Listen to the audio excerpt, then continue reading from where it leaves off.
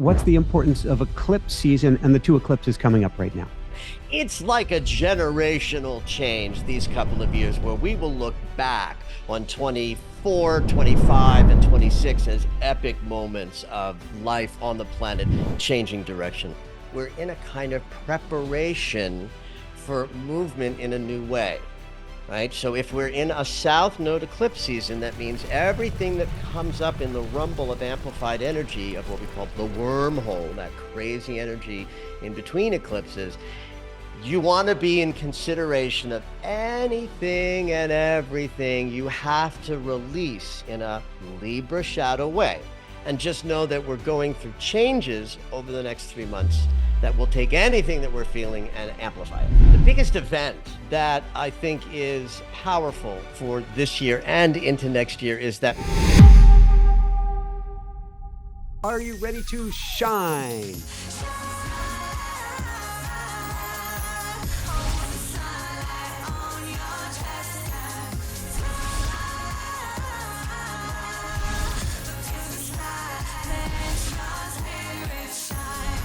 Shine bright. Woo-hoo!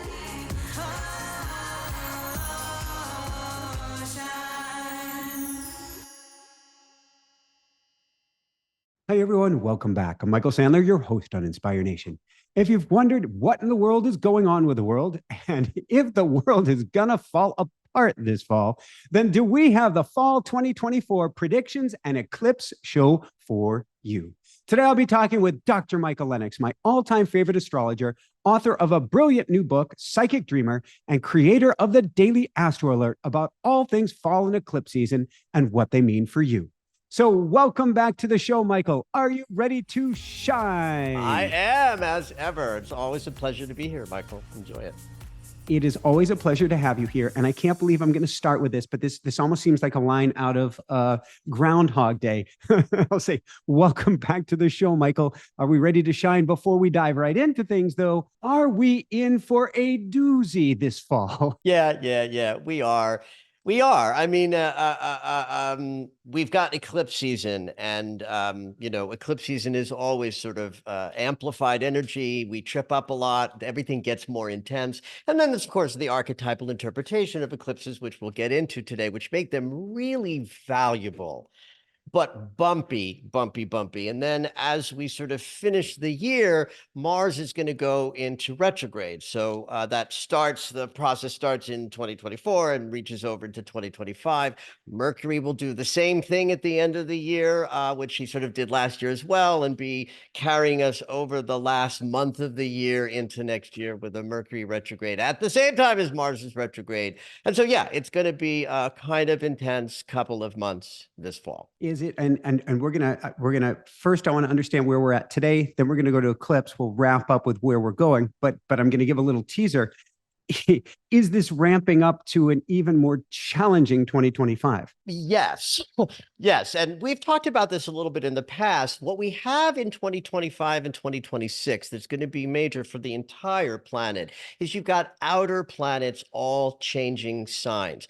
Pluto's already started doing this, moving back and forth between the very end of Capricorn, which is about structure and all of the societal ways that we, agree that life works, into Aquarius, which is all about technology and the internet and the social order of one world, right? So we're in a generational change just from Pluto moving back and forth. But in 25, we're going to also see Neptune and Uranus move into new signs as well. And so when the Great Awakener that brings about sudden and unexpected changes moves into a new sign, we experience sudden changes in a new sort of archetypal area. And then with Neptune moving out of his ruling sign of Pisces, where he's been deepening all of our spiritual connection for the last sort of like 13 years or so, is going to move into Aries, a fire sign, a cardinal fire sign, meaning it's an energy that moves. And so we've got a lot of stuff on the planet sort of heating up the kettle. And so with all three planets, outer planets changing signs next year, we have a lot of disruption next year, a lot of challenges energetically. And so, yeah, I think eclipse season in particular does an interesting thing to set us up for that, which I'll talk about in more detail when we're actually talking about the eclipses. But yeah, it's like a generational change these couple of years where we will look back on 24, 25, and 26 as epic moments of life on the planet sort of changing direction a little bit. Let's go there for a second. So when we're talking generational, we're not talking about cyclical, meaning, well, there are always cycles, but meaning, well, this happens, once a generation. You're talking about this is a profound shift on some level for all of humanity. Yeah. I mean, we sort of look at profound shifts through the lens of Pluto in astrology. And Pluto spends different times in different signs because he's got a wide orbit and it shifts and changes. But Pluto moving through a sign is roughly 20 years, which is essentially the generational length of time for young people to be born, grow up, and start creating the next generation. So that happens we'll just, for the sake of this conversation, we'll say that every 20 years we move into a new sort of Pluto zone.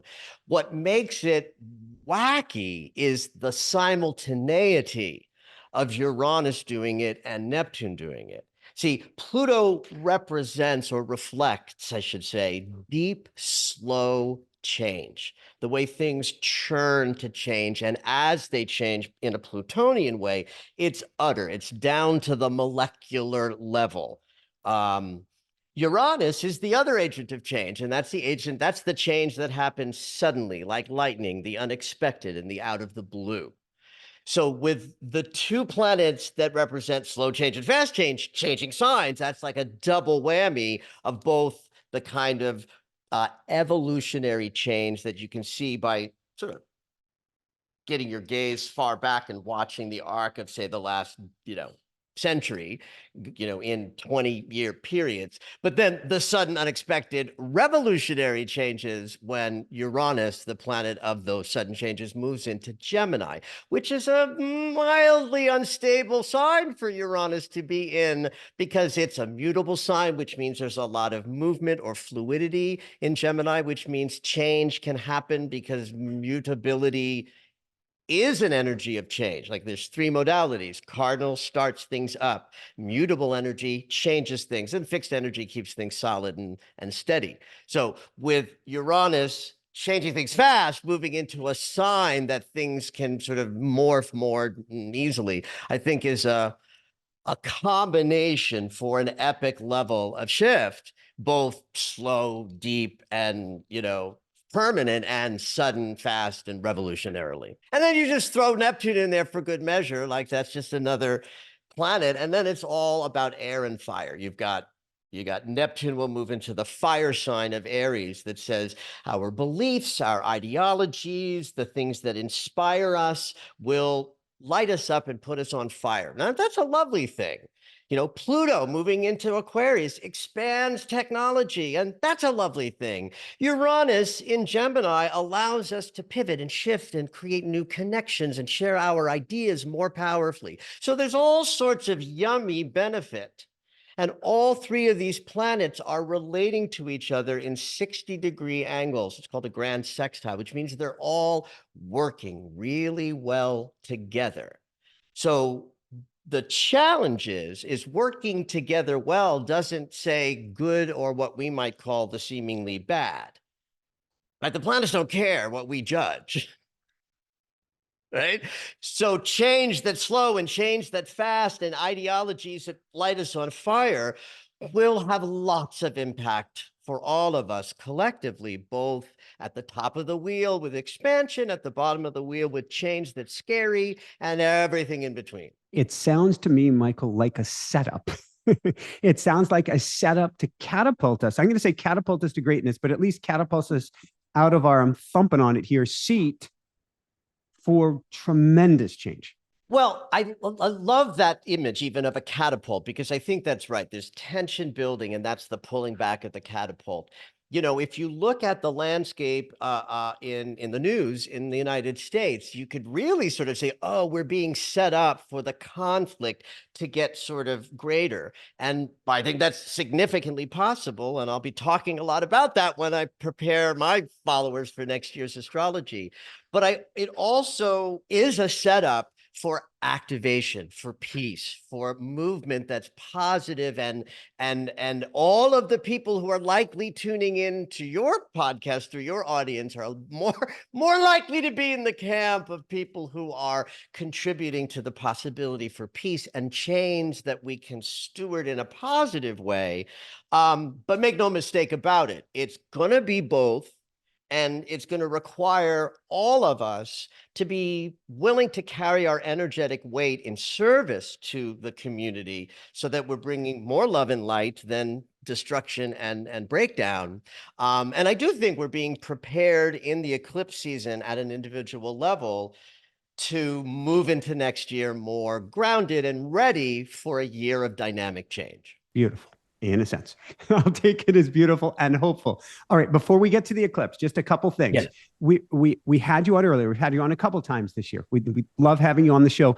Has 2024 so far matched your expectations from an energetic way or from what you've seen in the stars? I think I thought it would have been gentler. I can remember talking with you, Michael. I can remember talking with you, and I'm trying to pull out the positives at the beginning of the year, and it was definitely like pulling teeth.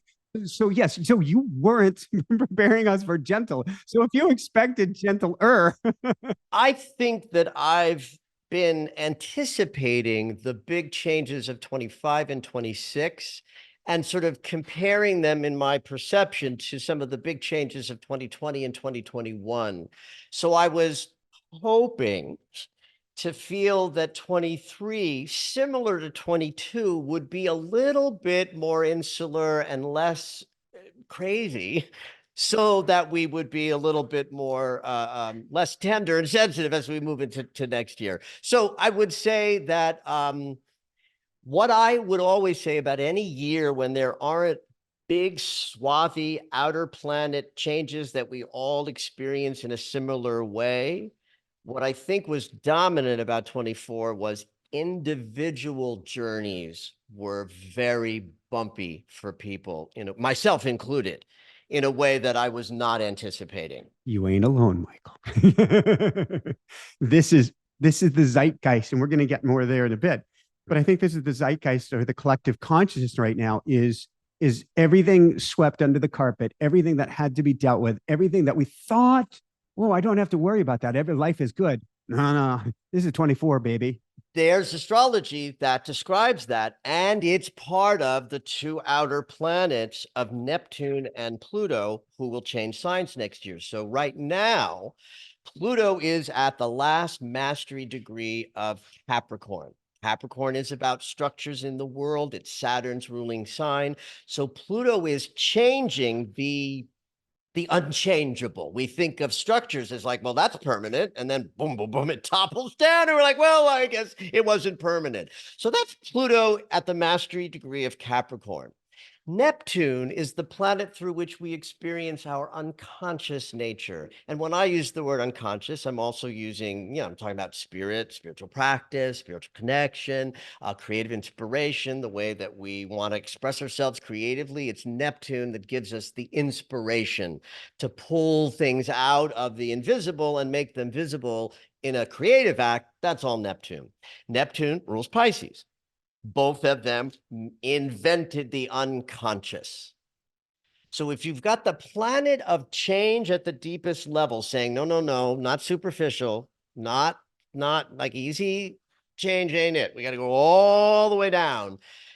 And the unconscious is wide open because the planet that invented it is at the last degree of the zodiac, opening us up to our dreams have been crazy. I keep getting inundated with messages every time I put something out into the world. I get lots of social media messages. People are dreaming like crazy. But to your point, when the unconscious is wide open, it's going to come up. Stuff that you didn't know was down there is going to come rising up to the top. Meet that energy of transformation and change that Pluto's carrying. And I think your language was perfect. I can't quite paraphrase it, but it's basically things are coming up that maybe you didn't know you had to look at, but man, they're coming up.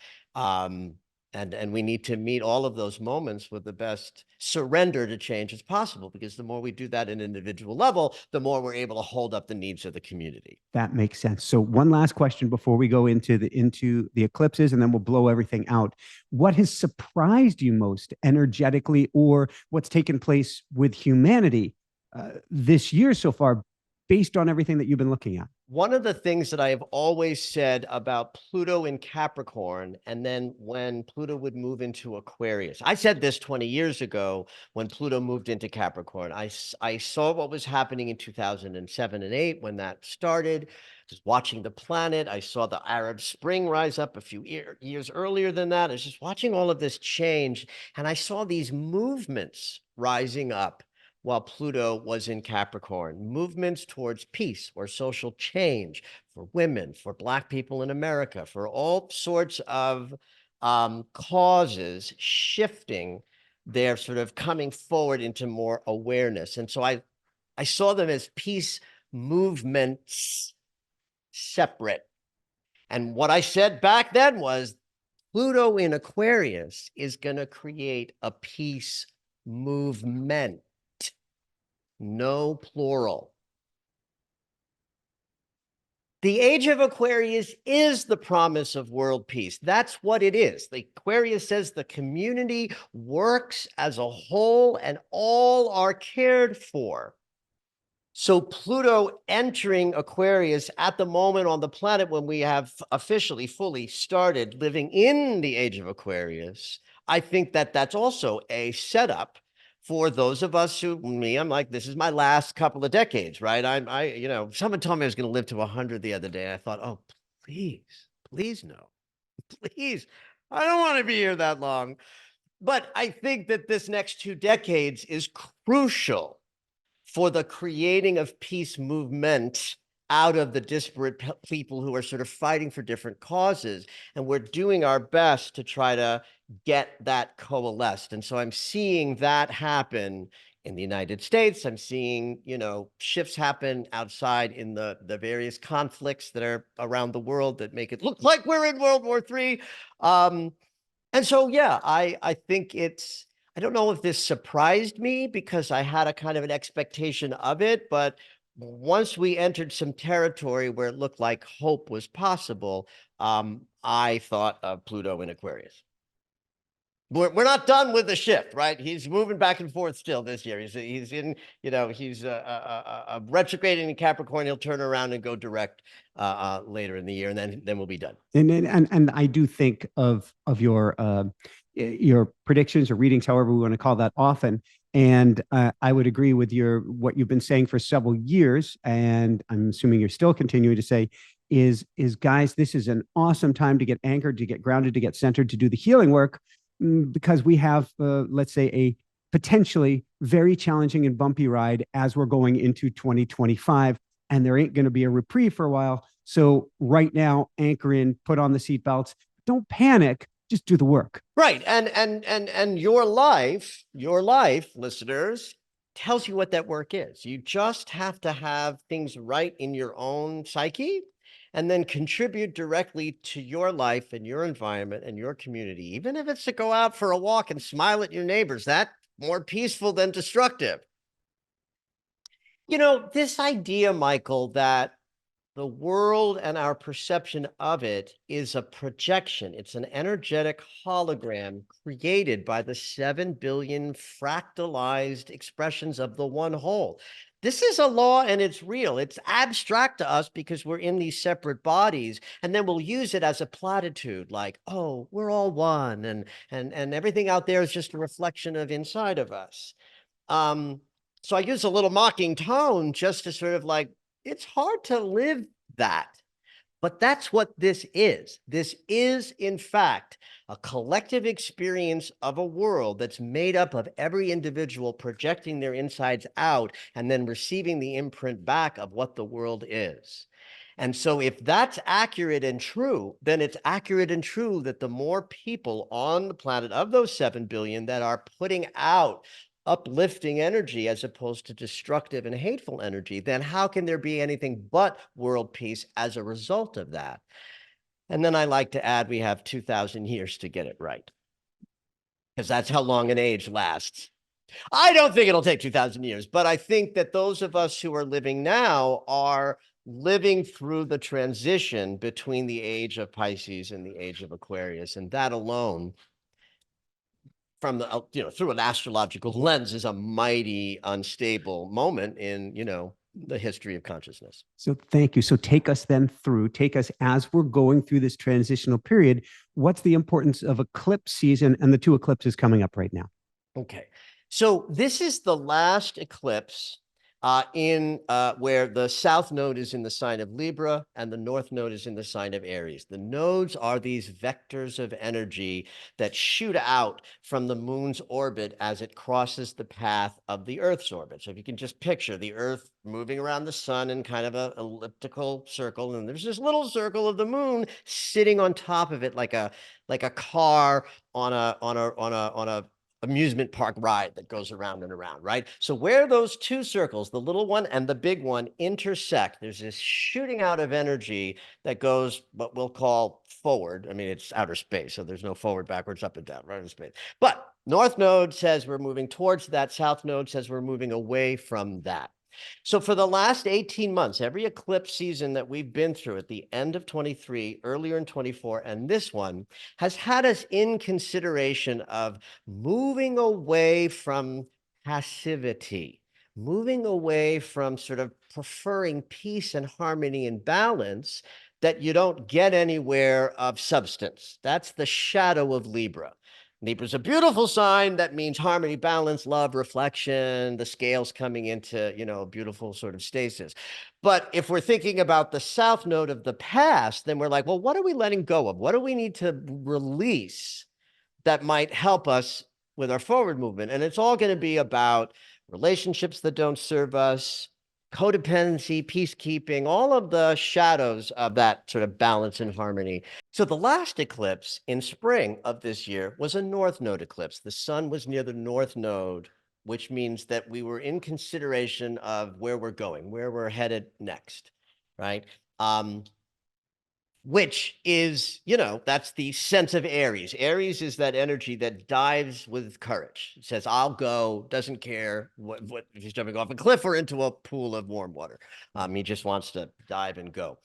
This is a south node eclipse. So that fits our narrative that we've already started sort of positing for your listeners, that we're in a kind of preparation for movement in a new way.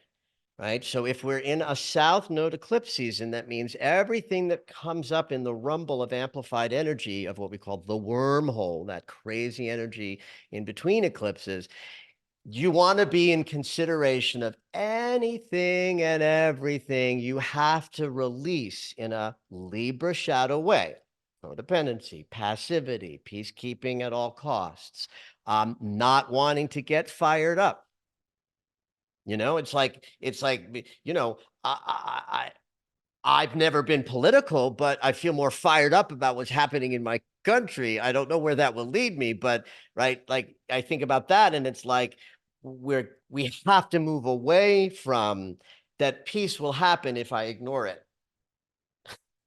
That's a dangerous one, isn't it? Yeah, I think so. I think and that's where we've lived for a long time. I think a lot of people have happily lived in a sense of not my problem. It's being taken care of. This isn't impacting me, but I think that's changing.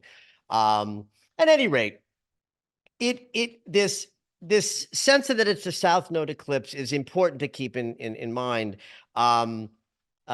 When just moving through September and October, it's like, when in doubt, throw it away. What needs to be let go? If you know you're working through an emotional pattern or a relational pattern, Aries Libra is the relational trajectory, right? So if you're in relationship challenges where you're too passive and codependent and too Libran, you want to focus your releasing during the eclipse season on relationship patterns that don't serve.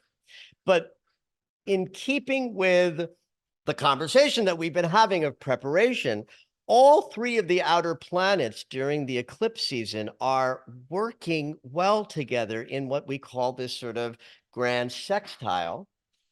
But in the signs that they are in, Pluto's back in Capricorn, right? So what that means is as we move through eclipse season, changing and transforming things that help us be ready to fire up. It's kind of like, think of it this way. The rocket has to let go of the booster that it just used up in order to go faster, farther. So that's a kind of a thing that you can think of as this eclipse season is like anything you got to let go of that will help you move farther, faster will be the way to sort of contextualize those, 2 months of September and October.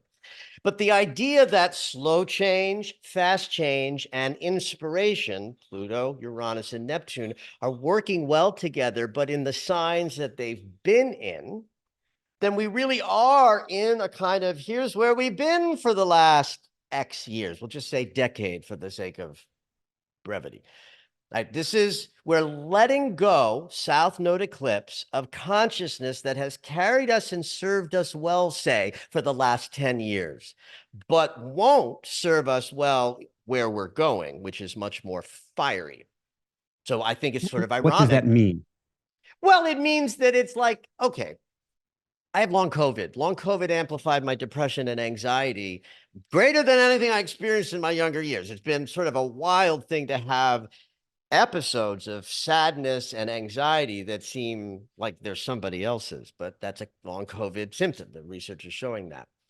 So it's like if I am more anxious and XYZ happens is going to be harder and more difficult because I have an internal experience that's keeping me from meeting life open and ready.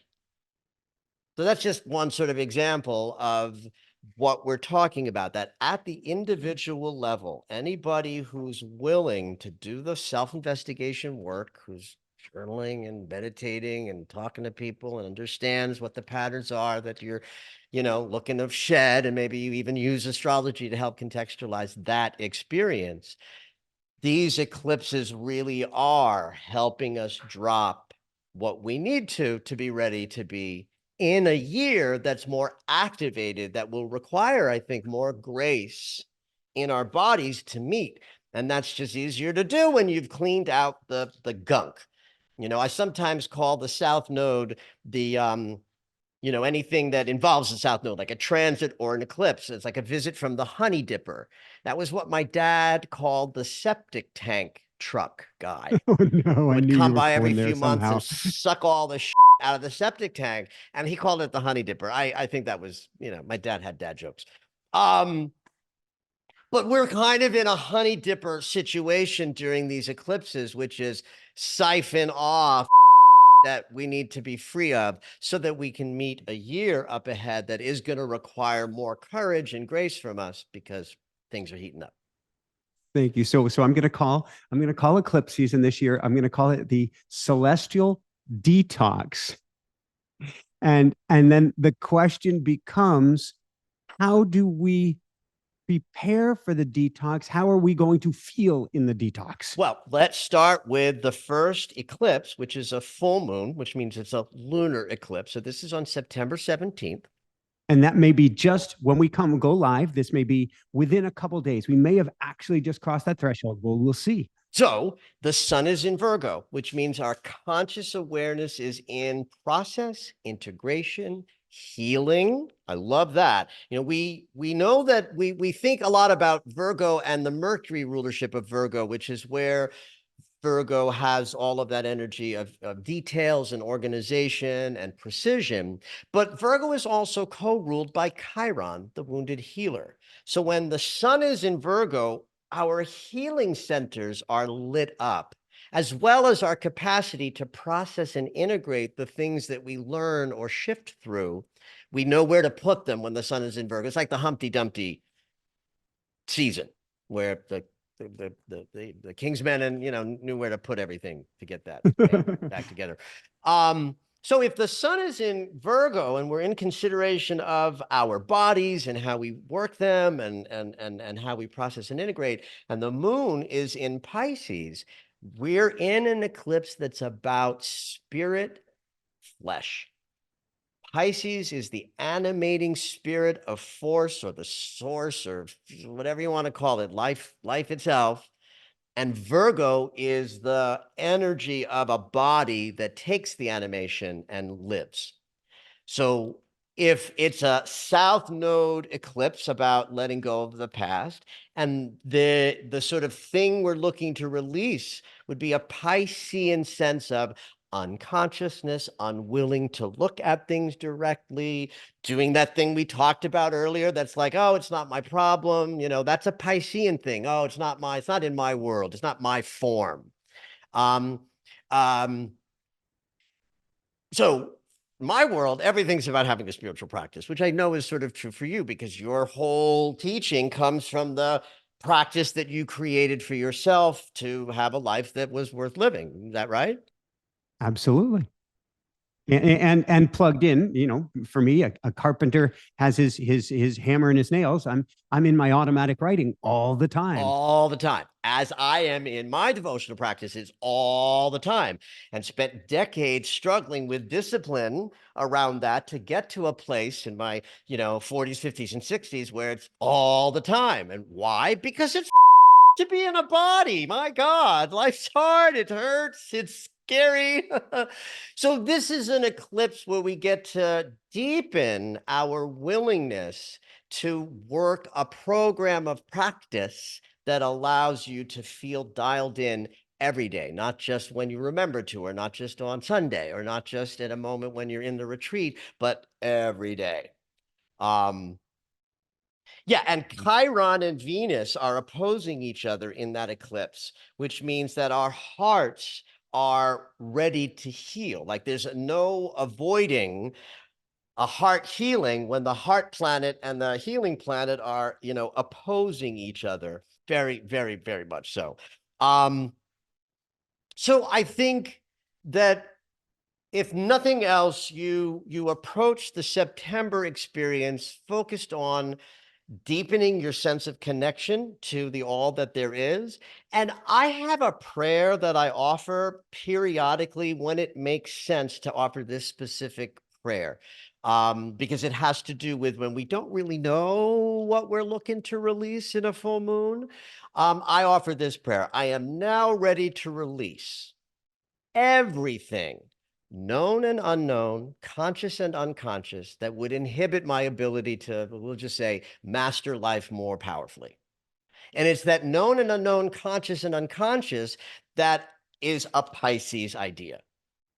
Pisces holds everything that we know and that we don't know, what we're conscious of and unconscious of. Pisces has.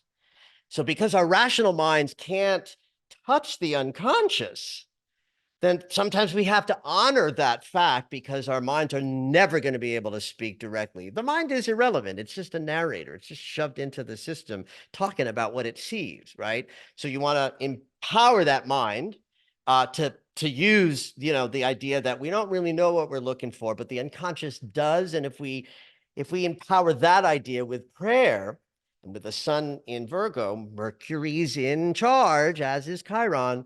That's sort of what I offer when there's an opportunity to let, sort of lean back and say, hey, I surrender, have your way with me, take away anything that might inhibit my masterful living. I'm thinking the line that I learned after my first near death experience, which is kind, gentle, easy, good. May I have all of my lessons, kind, gentle, easy, good. And so when we talk about letting go of anything, can we put that marker or prayer in there? Because be careful what you wish for. Yeah. And that's the Listen, that is a game changer. When I first came into my big sort of spiritual explosion, I was like 38, 39 when all this stuff was rumbling up, and I went through about an 18-month process, which by the way was an eclipse season. So when I went through that 18-month process back in 2003, I was exploded open with Kundalini and energy and phenomenon, and my whole body realigned itself in physical ways. Fascia that had been solid for 4 decades was released. It was an amazing experience, but I was overwhelmed. all the time. I could go somewhere and then some music would play and I'd suddenly start, Kundalini spinning and I couldn't control it. And someone said, you can ask for that energy to give you a rest. And I didn't believe that that was true because it was so overwhelming and undeniable. But I found it was true. It was accurate. I could ask. I'd say, stop it. I need a break. Can we please just rest? And the energy would subside. So you were absolutely right. And it's a law that those mysterious energies that attend us, that are part of us, that in fact are us in a fourth dimensional kind of way, they have structure and we can speak to them and they are interacting with us and whatever they is. So absolutely, if you're overwhelmed, ask for it to be gentler. What is Kind, that an gentle, easy, acronym? good. Kind, gentle, easy. I never thought of it. Kind, KGG, Kageg. Kageg, baby. Let's have it kageg. So we are following our partial lunar eclipse on September 17th with a new moon solar eclipse on October 2nd. So this is a Libra new moon. So let's just start with that as an idea that Libra is the energy of the mirror consciousness, right? So from the conversation that we're having, the most important thing to speak of when we're talking about Libra is the law of reflection that we've been talking about. This idea that everything we see out there is a reflection of all of us, internally holding something. And so this is a new moon that would always be about, well, I want to see a better reflection. I want to have an experience of kinder, gooder, energetic, and gooder. Kinder, gentler, easier, gooder. Yes, Right? we're going with gooder. So let's just say that Kageg is like a Libra invention. Kageg says it can be balanced. You can be not knocked off balance. Libra can say we can keep it sane. So that's one intention to put into a Libra new moon. Now, on a personal level, if you have relationship dynamics that you want to intend or ritualize, have at that as well, because this is the relationship new moon. It's absolutely a good time to set intentions for that, to have desires imprinted on your universe, to draw that to you if that's the desire that you have. So I think that's good enough to sort of say at the deeply personal level, it's about balance and harmony and relationship. And at a collective level, it's about aligning yourself with a higher version of respecting the mirror, of just understanding that that's how this works.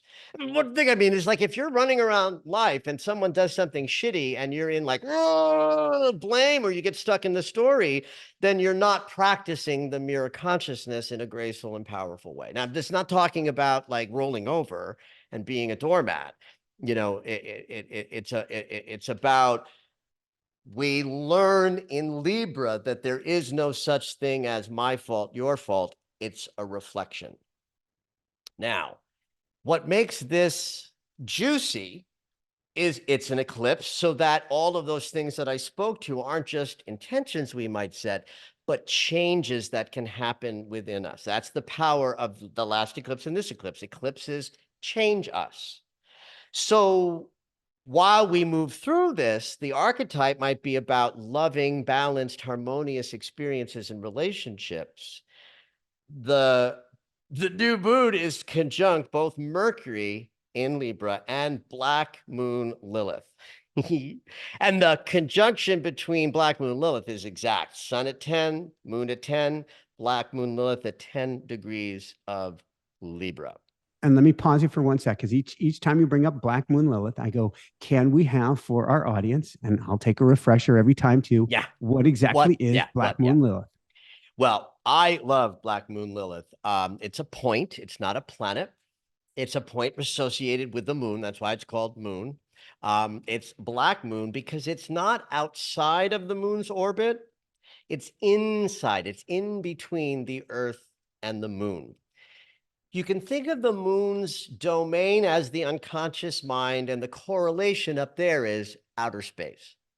That's the power of the moon. The sun is shining brightly, saying, I'm all that in a bag of chips.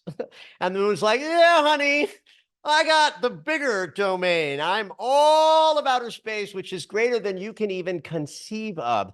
That's how deep our unconscious mind goes.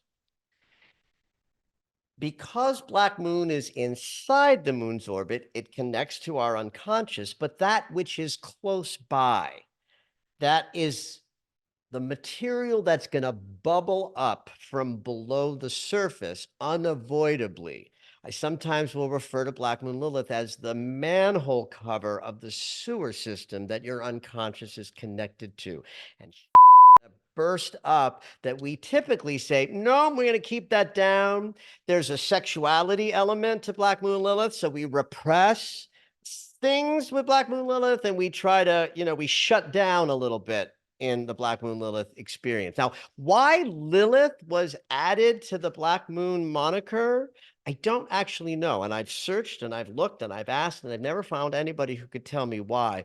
But Lilith in mythology, she was a Canaanite origin story. Adam and Lilith were made in equal stead. She did not submit. She was not made from a rib. She came from clay, and the patriarchy discarded her. They basically went to Babylon and said, yeah, we don't like that story. That's too empowering for women. Let's go with that story, the Eve story, the subservient story. And so Lilith was cast off as dangerous. And because there was a sexuality element to her, she held the sort of the fear of sexuality that the patriarchy created. So Lilith, in the purity of the archetype, is creative and destructive feminine principle that can only be embodied when we're willing to look at the things we wish we didn't have to.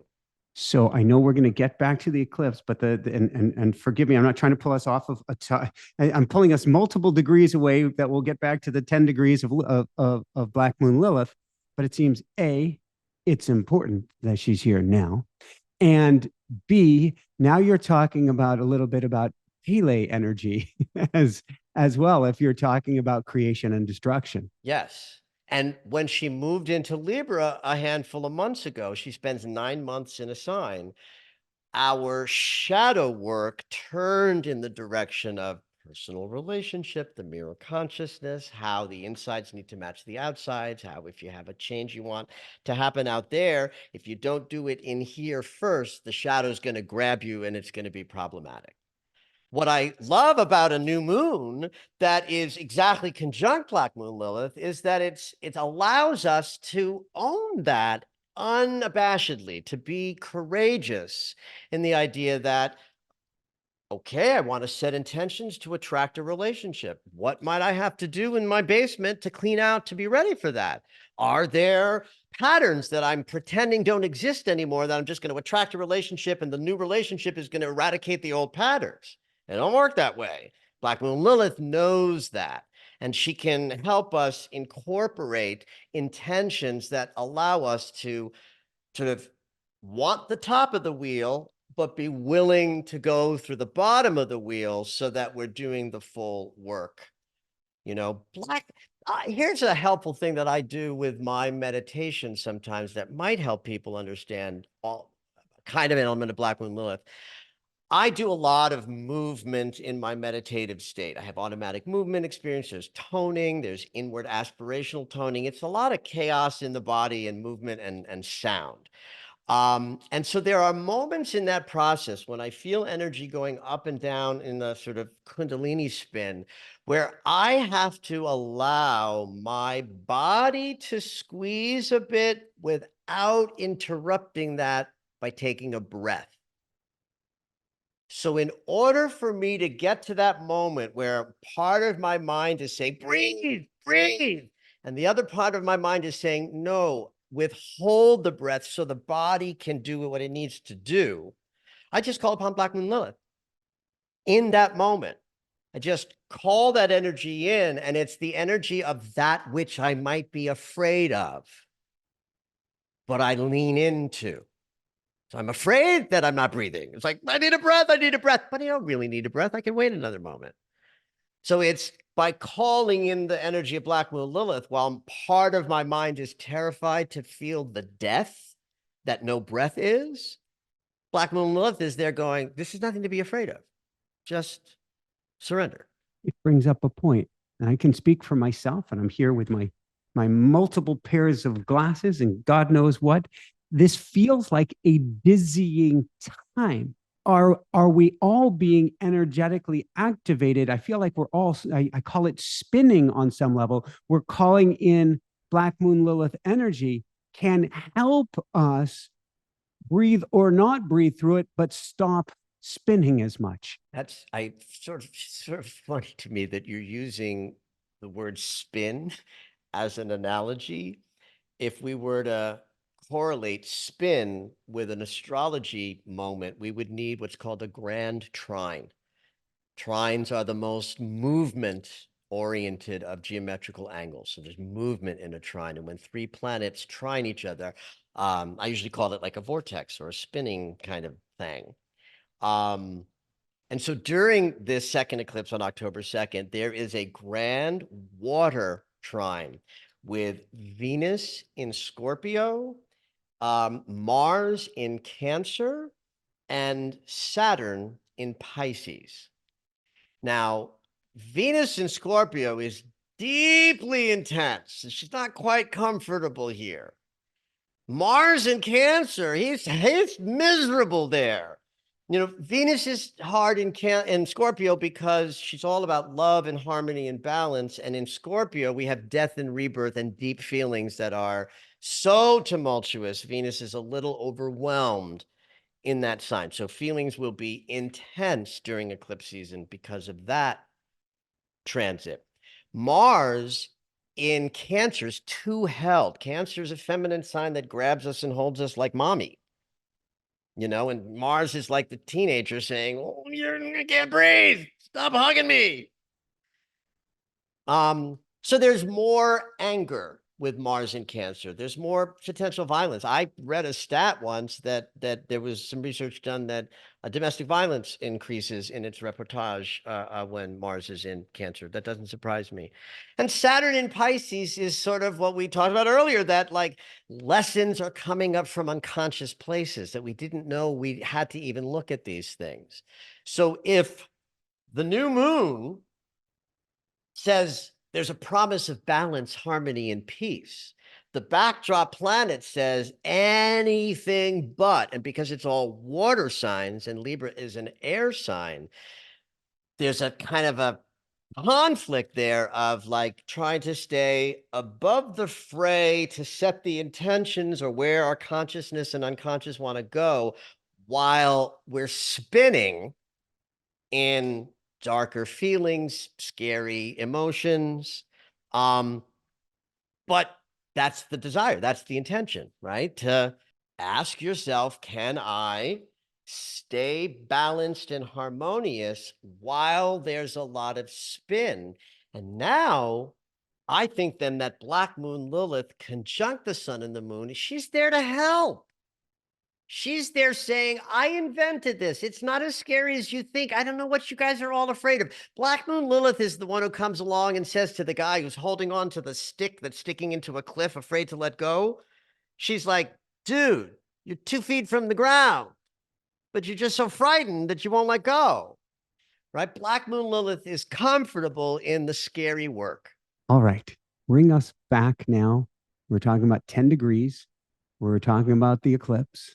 The whole lunar cycle is kicked off by an eclipse. This is the second eclipse. So technically, the wormhole ends. So the wormhole just is a cute ism for how intense and amplified the energy is in between eclipses. So in between September 17th and October 2nd is the juicy wormhole because we have an eclipse and an eclipse. Are there things we shouldn't do? Are there things sort of like a Mercury retrograde? Now that's a very superstitious perspective, you know. Thank you. I get asked all the time with every Mercury, should I do this? Should I do that? Should I? It's like you do what you do. You know, you do what your life asks you to do. I mean, there are certain things I wouldn't do during a Mercury retrograde cycle if I could help it, but if I couldn't help it, I wouldn't question. Just do the thing. And with eclipses, it's like, no, I wouldn't hold back anything because the eclipse is designed to sort of meet you where you're at to create and generate change and transformation. So if anything, the message would be surrender. Surrender to the possibility of deeper, darker feelings that if you lean into them, you're going to learn a thing or two. No, I would say, have at it. And just understand that the whole lunar cycle is likely to be a pretty emotional one with a lot of deep feels. And, I would hold tight to the idea that we're all looking to get bigger in our sense of who we are so that those storms can happen inside of us and we're holding them as opposed to them being bigger than we are and we feel like we're being knocked about. And I think we do that with automatic writing, prayer and meditation, doing the hard work when you have to, looking in the mirror to see your loving gaze and to ask, what needs to be worked on. Thank you. All right. I pulled us off multiple times. So going back in, we're through the wormhole. We're to the other side of the wormhole now. The biggest event that I think is powerful for this year and into next year is that Mars is going to go retrograde. And that's a bumpy ride. So if you understand Mercury retrogrades, it's pretty easy to transfer some of that understanding to any personal planet retrograde. So it starts with like, well, what is it? Like what's going to happen when the planet Mars goes retrograde? Well, Mars rules our physical bodies, the act of choosing and deciding, how we approach our goals and our ambitions, our work, our sex life. Everything physical is a Mars consciousness. I also like to always point out that the body is in present time, and it's the only aspect of our consciousness that is. Our mind, which is what we think is us, can take us easily into yesterday and tomorrow, but Mars is the physical presence of us, that which time moves through, governing, how it changes in our body from our first breath to our last. This is why my tagline in my brand is your ambassador to conscious embodiment, because this is my whole life works for me because I pay attention to this above all else, that the body knows where you are, when you are, what's up, what it needs. And of course, I'm being abstract. I'm not talking about like my fingernails speaking to me. Forgive me, and we can always cut this, but then what is the gift, forgive me, of long COVID to you? Because that's in Oh, the body. yeah, that's in the body. Well, humility primarily. It's like if my embodiment consciousness says I radically accept everything that this thing is expressing because it is the pinpoint of me, and that objecting to that which is the cause of all suffering. The Buddha taught us that. It's like just not accepting what is will make you miserable. So the long COVID experience has given me the opportunity to surrender to it, to accept it without complaint to the best of my ability, and to remember that I wasn't promised that it was going to be, only a joyful ride. Speaking of body and embodiment, like I live a life of service. I am here to serve. And if that's true, that means I serve with and through and as my body. My body has to be sitting in this chair to record this, interview. So then in some ways, it doesn't matter that my body is also saying, you're tired, you're more depressed and anxious than you've ever been, and this needs your attention. I can work through radical acceptance of that. And that's sort of the beginning and the middle and the end of the story. It's like there's no happy ending when the body is in chronic expression of anything. So you learn, I have learned to live the idea of something I teach, which is radical acceptance. And I would say 98% of the time, I'm able to do that. I reserve 2% of the time to have days or moments where it's like, oh, I hate this. I can't believe this happened, where I go back to that day at the theater that I got it. It was like, oh, if I just hadn't gone to see Little Night Music at the Pasadena Playhouse, I wouldn't have this depression and anxiety. It's like, but you do, but you are, Blanche. That's whatever happened to Baby Jane. But you are, Blanche. You are in that wheelchair. It's what Baby Jane says to Joan Crawford. You are in that wheelchair. It's like, okay, I am. And so if I'm going to teach people how to have radical forgiveness so that they can unplug what's blocking them up, and radical acceptance so that anything that comes along they can sort of go with and accept, then I have to be able to live that. I would rather have all of my energy and not be on psych meds for the first time in 15 years, but can't argue with the body. And I would invite people to consider, are you arguing with your body in any sort of way? That means, are you arguing with the goals you have and their sort of speed and efficacy with being, manifested? Are you angry with your body in a literal way, as I have been 2% of the time for the last 14 months? Are you angry with anger? I have anger in me. It's part of how I express. And I come from a house where it was like conversations were loud and interruptive. So I get angry and it's like, I'm just angry and now I'm done. But people are like, oh my God, your anger is so big. And so I might use a Mars retrograde to say, okay, what can I do to release how my anger and reactivity grabs me? Um, how might I, and now I'm being more general, how might I approach the goals and ambitions that I have in a deeper way so that I can latch my behaviors onto some visionary perspective and then get some things done? These are all the values of a Mars retrograde. Thank you. And thank you for sharing, because I think this is going to be huge for people. And I really do mean that. When does Mars go retrograde? How long is it for?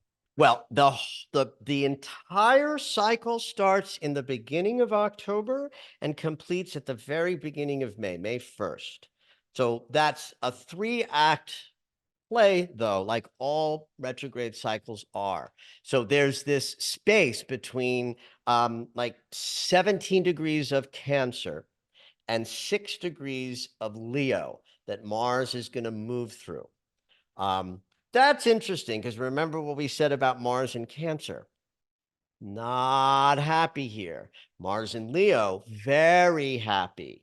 So one of the things that we just have from Mars moving from Cancer to Leo, back to Cancer, back to Leo, is allowing us all to sort of go into the inner spaces where we're private and held and safe and secure, but maybe frightened, into Leo, where it's like, hey, let's get out there. Let's shine brightly. Let's bring our gifts and talents to the world. Ooh, wait, I might need a little bit more attention to those fears. Mars backtracks back into Cancer, saying, all right, go to the inner landscape. Where are you afraid? Where are you reactive? Where are you angry when you oughtn't be? Where are you avoiding your discipline? Where are you not stepping up? And then we move into Leo for the third and final time. So that's going to happen between October 2nd and May 3 times. So the first is called the retrograde shadow. Mars is moving through territory from 17 Cancer to 6 Leo between October 5th and December 6th.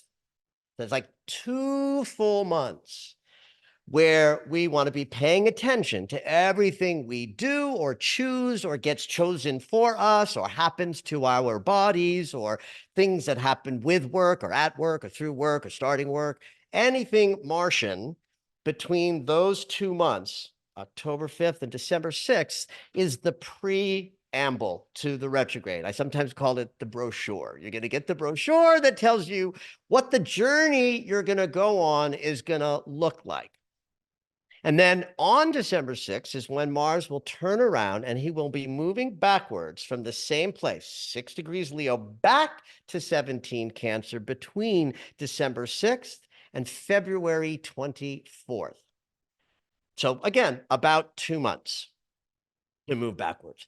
Then on February 24th, he goes direct, and through the end of February to May 1st, he's traveling from 17 Cancer to 6 Leo a third and final time. So that's why each section of the retrograde is important to be aware of, because if you're just focusing on the backward journey where things get bumpy, you're missing out on being well prepared for the bumps you meet by having not paid attention to those first 2 months of the preamble. And then when you're not paying attention after he turns around and think, oh, we're done, you're missing the opportunity to more effectively knit into your conscious awareness what you learned while the planet was backwards. So there's purpose in each of the 3 sections. Thank you. It sounds also like you get multiple opportunities to get this right and be extra loving and kind and gentle with yourself when you find yourself, forgive me everybody for throwing this term around there, as being kind of bipolar as we go through this fall into the new year. I get it. Yes. It's I think it's going to be a bit of a bumpy ride too. There are transits. We call them the triple transits. It's what Mars is going to be doing in each of these 3 sections. He's going to be replicating each of these transits that I'm about to talk about 3 times. So that gives us a flavor. That's sort of the next layer, right? We start with the archetype of Leo and Cancer, which I think I've done fairly clearly, hopefully. Then we can add another layer of, well, is this a healing retrograde? Well, it is, but the triple transit is actually a square from Mars to Chiron. So that means that in the first act, there's likely to be some kind of a challenge or a breakdown or an illness or a thing for some, not everybody. I'm talking about the general weather, not like who it gets impacted or how. But the fact that Mars is going to square Chiron 3 times means that healing is up, but it might not be smooth and easy. We might actually be bumping through things that come up to be healed. There's a trine happening 3 times from Mars to the north node of the moon.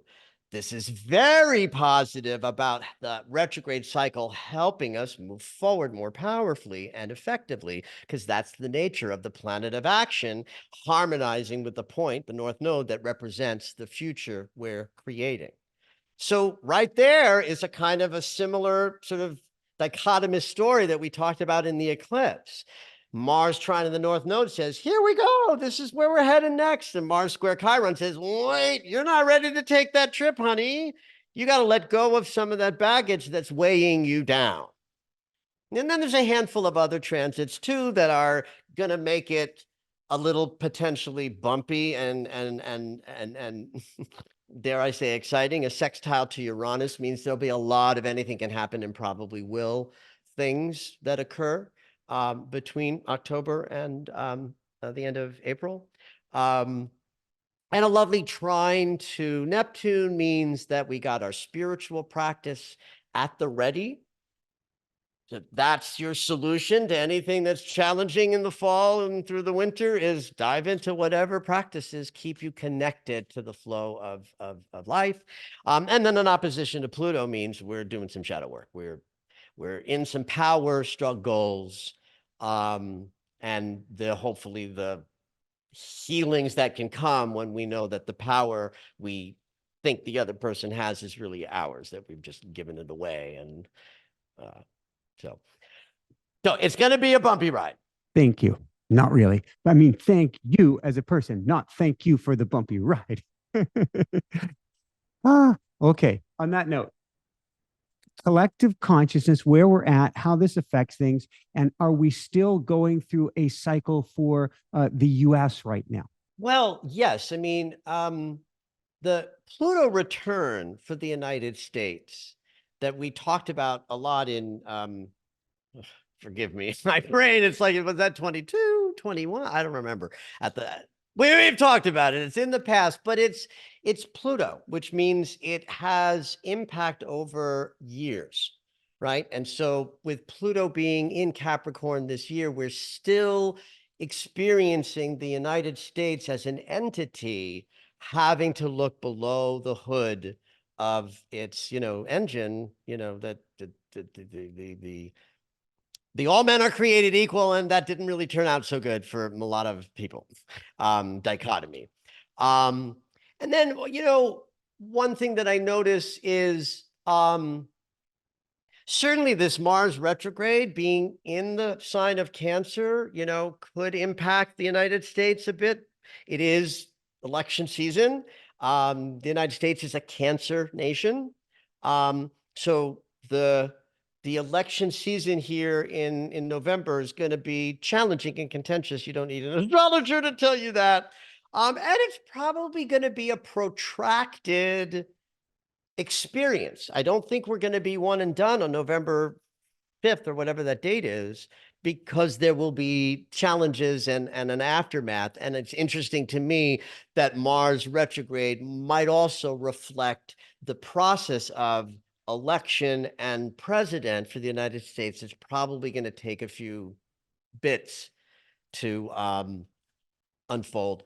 And then when I think long term, I think it's interesting that the Mars placement in the chart for the United States is Gemini.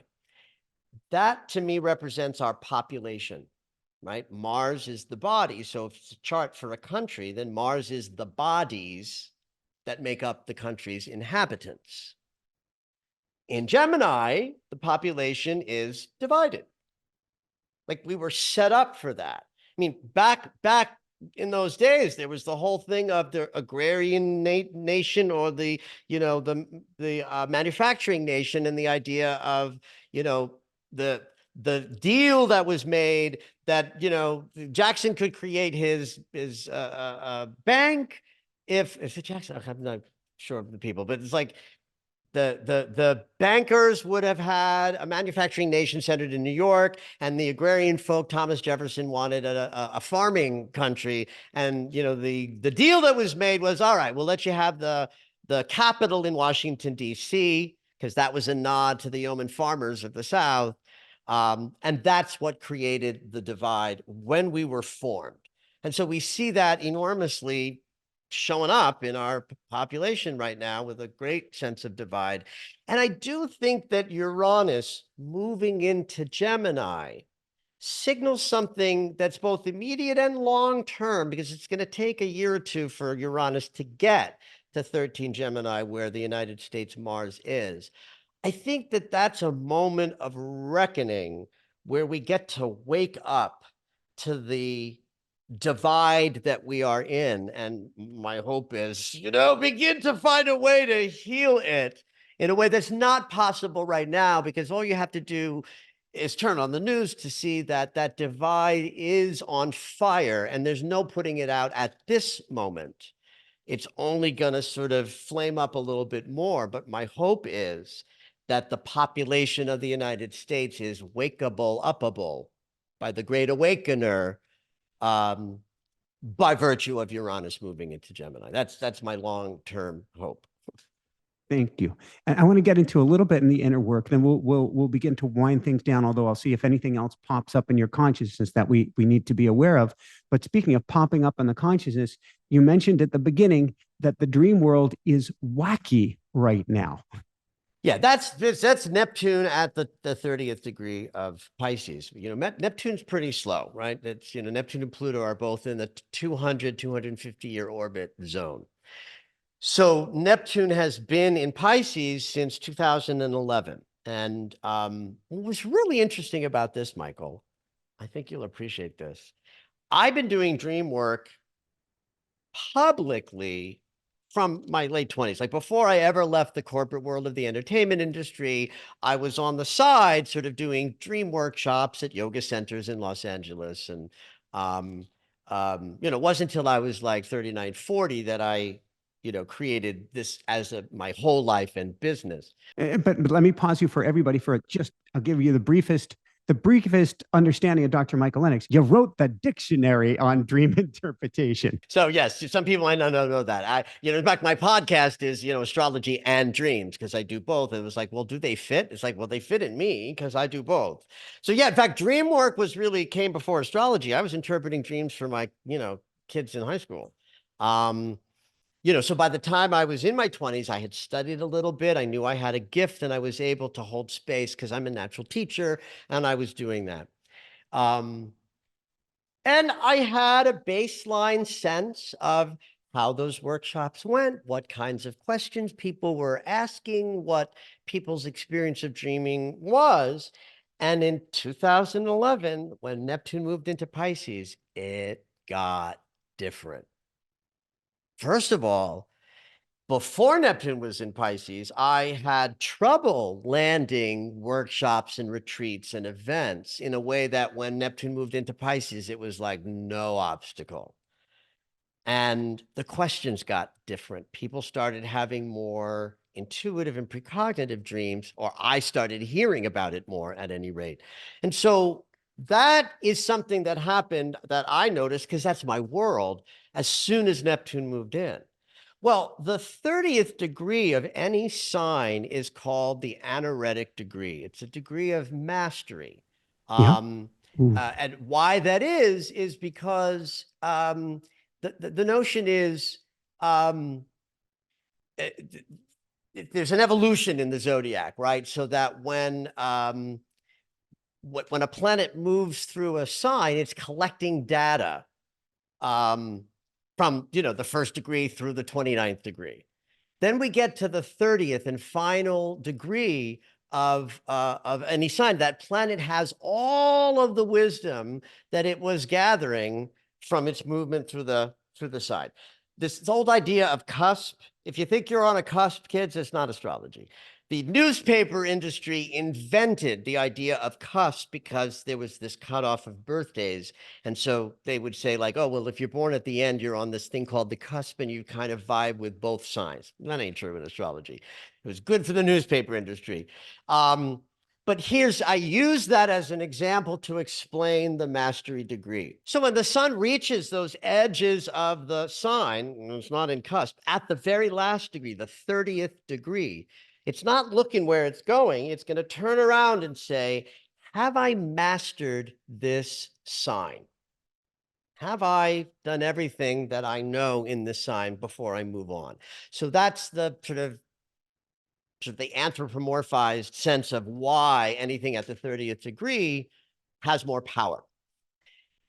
Pisces does the same thing by virtue of the zodiacal signs. In other words, Pisces contains all of the wisdom of Aries, Taurus, Gemini, blah, blah, blah, blah, blah, blah, blah, blah, blah, blah, because that came before it. So the 30th degree of Pisces contains everything that there is. And then the experience of 30th Pisces to 0 Aries is called the birth canal of the zodiac. Okay, so the planet Neptune that rules our connection to the unconscious and spirit and everything inspirational has been sitting at 29 degrees of Pisces since the beginning of May. And it will be there till next year. So he's retrograde now, so he's gonna, he'll back up a little bit, and then so he's hanging out at this degree point for months and months and months. So the planet that connects us to that place is just sitting there. Because he's turned retrograde recently, he does not seem to be moving at all this summer. So when we go to sleep, we're like tapping in easily to deep, deep, deep places. And so one of the things where I really noticed this was during the Mercury retrograde that we went through in July and August. Pretty wacky Mercury retrograde. And just having the mind disrupted by a Mercury retrograde, I think it's not ordinary space, right? So just being in not ordinary space with the mind, especially while Mercury was in Virgo, because he spent some of that retrograde in the sign that's opposite Pisces, Virgo, I think allowed a lot of dreams to come up. In terms of me hearing from my following in social media comments, it was during the Mercury retrograde, it was just every day people were chiming in. So springtime next year, big change with Neptune moving into Aries. But in terms of like the window of deep and rich dreaming, we're talking about this past spring to the early part of next spring. This is also great for any diving in to those waters where we get connected to spirit. So your prayer and meditation practices can more easily grab source. And in terms of receiving creative inspiration in the way that Neptune inspires all artists, that window is wider open with Neptune at the mastery degree of his ruling sign. That is the most juicy degree of all of the 360 degrees. Thank you. There's a concept that keeps coming up with the dream world recently. I've been hearing it from many people, very sharp individuals in many directions, which is review, either review your day or review what you do not know how to do, but you want to figure out right before you go to sleep. And it will be assembled or reassembled for you, and you may have the answer when you wake. Yeah. Well, I mean, that technique I call petitioning your dreams. And it's just that you ask your dreams to reveal or bring or illuminate. And you do that as a sacred act, as sacred as you can. Write it down if you want, do it as a prayer.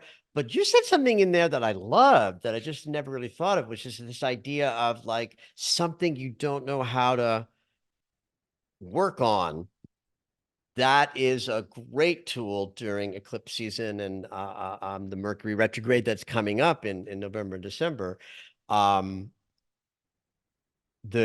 because Neptune will be there, it's like that technique should draw clearer and more powerful sort of results. So absolutely have at it. You got something you want to work on, or a question you need answered, or a decision you're struggling to make, ask your dreams. And then you got to trust what comes. You can't like be like, well, that dream didn't work, or that didn't answer my question. It's like, on an unconscious level, it did. I had a dream. I hadn't planned on going to dream interpretation, but it stuck in my head. 30-second synopsis of my dream last night, because I write them down every single day. I'm hanging out with the Jessica, some neighborhood where there's a forest on one side. She decides to go for a walk one way. I go to go on my own little walk. I expect to see him around the corner out of the forest, but instead I find myself in like a playgroundy, soccer fieldy area of some sort of a school, an elementary school or something. And so I decide to double back. It was nice. It was peaceful. It was on the edge of a hill. Down below is the town. I decide to double back and I find myself in like an admissions hall of college or something. And I'm there because I want to take a class on in math. And I'm told, you can take a real easy class, you can take a very accelerated class, to be really difficult. And I'm thinking to myself, well, in the past, I always took the really, really difficult and challenging one. I don't know that I want to do that right now. And so I was going back and forth. Do I want to learn the one that I learned the most, or the one that's easier on me? And then at the same time, this idea came to me that I was going to be moving to Texas for 6 months specifically, which is interesting as we navigate these waters of being in Quebec and being in the US, of this 6-month time period, that we're going to be in Texas. And so I left the admissions hall going, I can't believe we're going to Texas, and went to find Jessica to tell her. Well, the thing that grabs me is the idea of the education that's necessary, right? I'm sure you have a lot of dreams with Jessica. You separating from her in the dream means you're in a consideration that's personal, that's not about you as a husband or a father, but you as a person trekking your own. And it's about examining, like, what you know and what might need to be added to your wisdom. So it's interesting to me that you first go back to like elementary school and it's like, no, it's not that basic. You're good there. It's got to be something more sophisticated. And in fact, it is. It's math, which is the language of the universe. Like that, like math is the underpinning. In the same way that we talk about Neptune in astrology representing the unconscious and how vast the unconscious is. Well, the unconscious is made of math. The world in existence is made of math. And so I think your consideration around higher math or easier math might have to do with distilling your message down to something more simple, distilling your own sort of complex problems down to something more simple, not to overcomplicate, but to trust that you're, trusting your math knowledge and going for the simpler is actually a sophisticated approach, right? It sort of says overthinking and overcomplicating. That's the way of a younger person. And we do get simpler as we age in both growth and wisdom.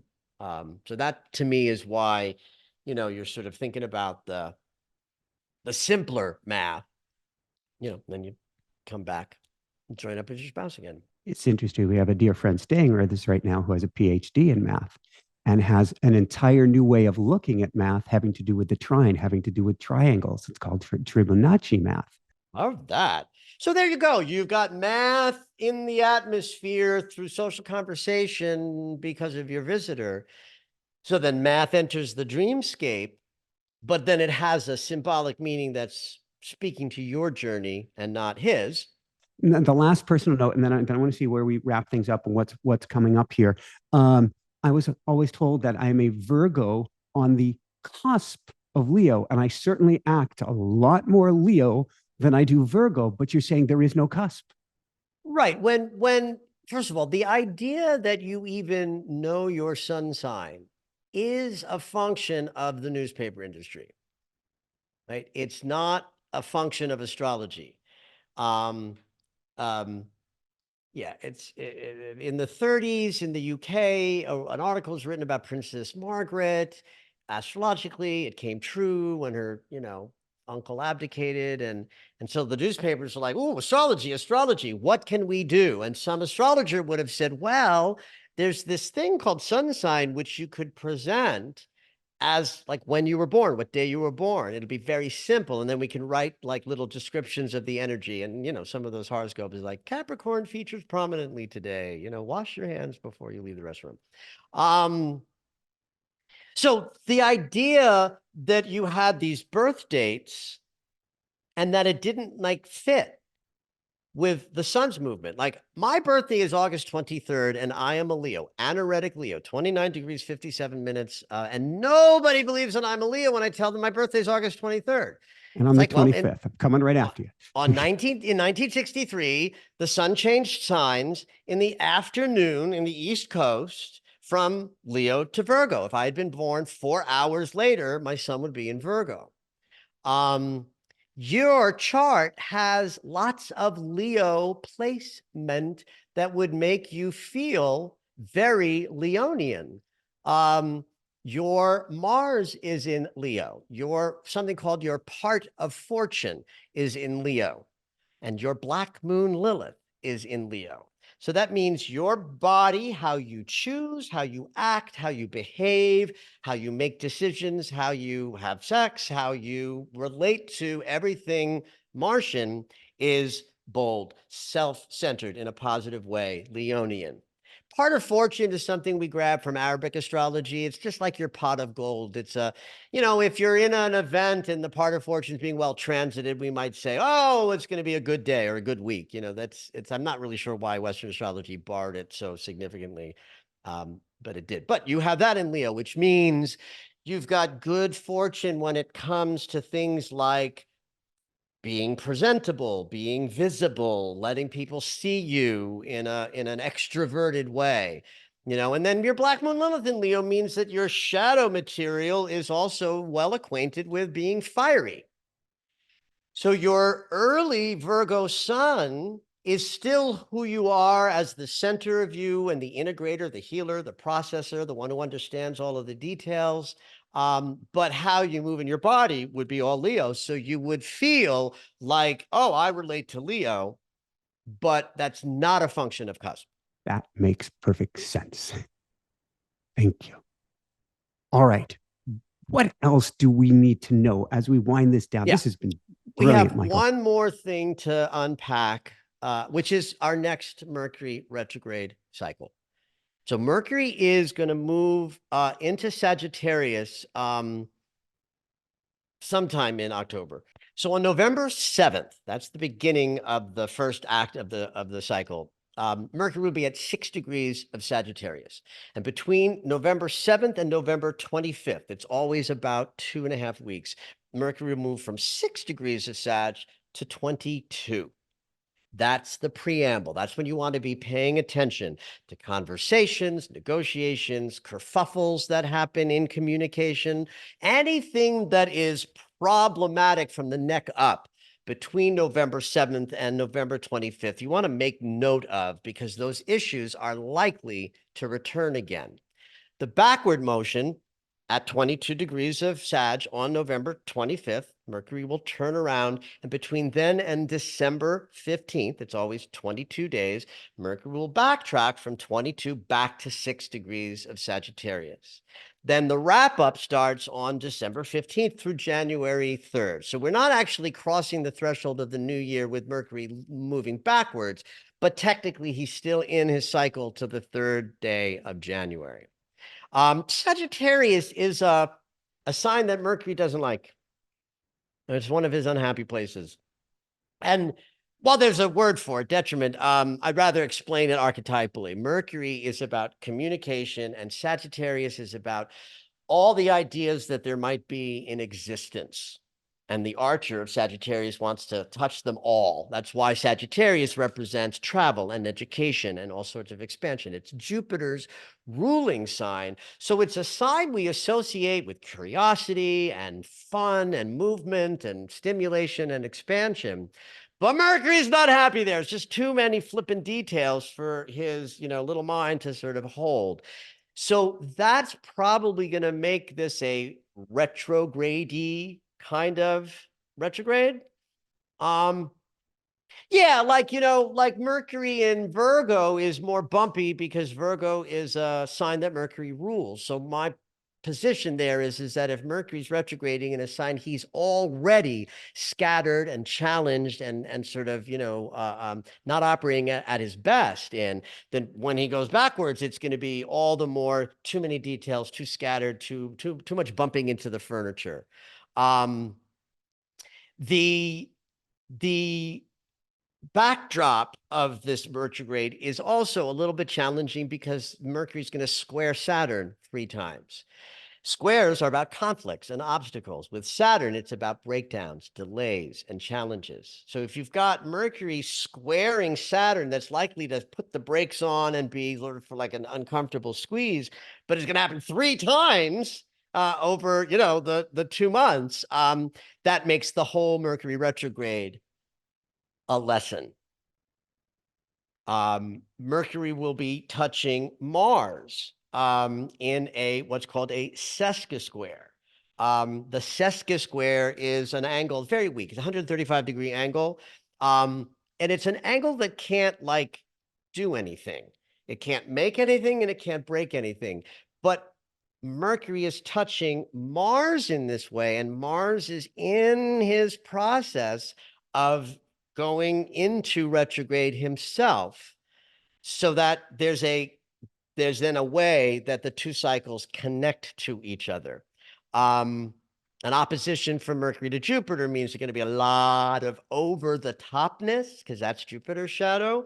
So that also spells for a potentially bumpy Mercury retrograde. And that's right at election time. Yes, it is. Yes, it is. Yes, it is. I will say this about something I just think is gorgeous. The last Mercury retrograde from Virgo and Leo and this Mercury retrograde from Sagittarius both of them trine Chiron 3 times. So that means the last Mercury retrograde had a healing impact, and so does this one in November and December, because the only harmonious geometry that Mercury's making 3 times is an easy access to Chiron the healer. So it's a healing experience, even if it's a little bumpy. Gotcha. Thank you. What do we need to, what do we get to? Where do we get to play for this Mercury retrograde? And, you know, it's interesting. We're taking our fall move because we are doing this bounce at the moment. We're taking our fall move, it looks like, right during this Mercury retrograde. Well, I'll remind you that the Sagittarius rules travel and movement. Um, uh, Listen, when I'm asked, like, should I or should I not? My answer is almost always going to be yes, you should. You should not hold back anything. It doesn't mean that there won't be a cost and an impact. My favorite story ever is that my doctoral dissertation is published by a German publishing house called Lambert Academic Publishing. They liked my abstract. They said yes. I wrote a monograph with my chair, and we submitted it. And they said, this will be not looked at by any eyeballs. How you send it to us from your computer will be how our printer will print it. So do not, cross every I, dot every T, because what you send us is what you will get. And Mercury was going to be retrograde, or was retrograde. And I was like, I can't write these people and say, can we wait 2 weeks? Because they already put me into their system and I had like 2 weeks to do it, or it would fall out of their system. So I checked that dissertation 5 times to Sunday. And when I got it 2 months ago, it was backwards. Last page first, first page last. Because my computer had a default, because I print large documents, my printer default is last page first so that it comes out in the printer tray in the right order. But the printer received it in that way, and so it And no printed it. human looked at. No human looked at it, so it was backwards. It cost me a few $100s to redo it. But so it's like nothing could have compelled me to not do it while the time frame is. But here's the important thing. I didn't know that was happening, which means if I had waited 2 weeks, it would have happened that way anyway. So do what you do and understand that retrogrades are just part of life. And yeah, they're a bumpier part of life, but it's not like horrible things happen when you bump and trip. You get up, you dust yourself off, and you keep moving. Yeah, that little period for you guys might be a little bumpier than if it weren't in a retrograde, but isn't it when it's organic and natural to do what you're doing? Absolutely. Thank you. So, where can people go, Michael, to find out more, to find your work, to find your events, to find everything you have to offer? michaellennox.com is my website. I will be doing a webinar for the Mars cycle. Anytime we have a retrograde like that, I do like a 2-3 hour masterclass on all the dates and the timings and the transits and what to expect, with even a little bit of a kind of a horoscope, like what you can expect based on your sign, sun, moon, and rising placement. I also actually have a class that I mean, if you're asking me to plug a little, I've created a new class. It's my first new process class in like 3 years. But as someone who suffers from anxious attachment, it's been my desire to teach about healing anxious attachment. And I've been intending to do this class for like 2 years now. But what I didn't know was that there was like little bit of healing I had to do, which came up in March, April, May of this past year. It was really interesting, Michael, when those two little wounds got worked out in a relationship that I was exploring, the anxious attachment class dropped in, like how to do it, how to structure it. So that's coming in October. And you go to michaellennox.com and look for, my classes. There's process classes, and the Mars retrograde will be everywhere. And if nothing else, people can just go to my website and join my newsletter so that you get my new moon reports, my full moon reports, my monthly overviews, and any announcements about classes that are coming. Thank you. And is that the daily astro alert, or is that something else? No. That's just the Daily Astro Alert, which you're a big fan of. That's a paid Yes. subscription. Well, if I'm plugging things, then I might as well talk about it.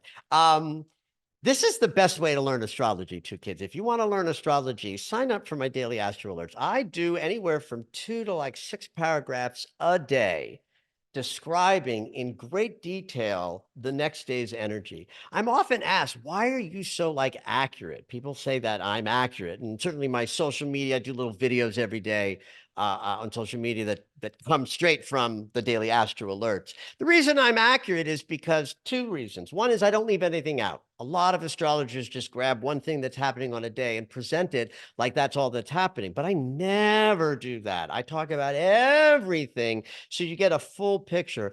And I talk about how the energy is going to feel, embodiment. I don't tell you this is going to happen, that's going to happen. You're going to have a faded experience of relationship. It's like, well, that's bullshit.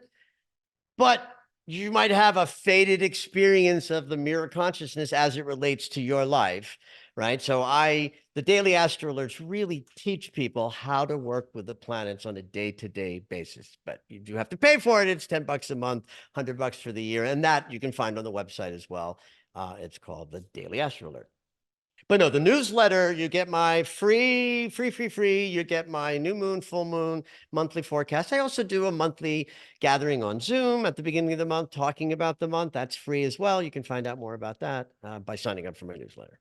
Fantastic. And then last but not least, since we're talking about feeling, any last words for what's coming up and how are we going to, as a collective, feel going through this eclipse season into the new year? You know, what can I say? We're going to feel deeply and intensely, and we're going to feel those deep and intense feelings based on the narrative that you're in, right? So if things are squeezing you now, the eclipse is going to be hard. If you're sort of sailing at the top of the wheel, the eclipse may be less bumpy.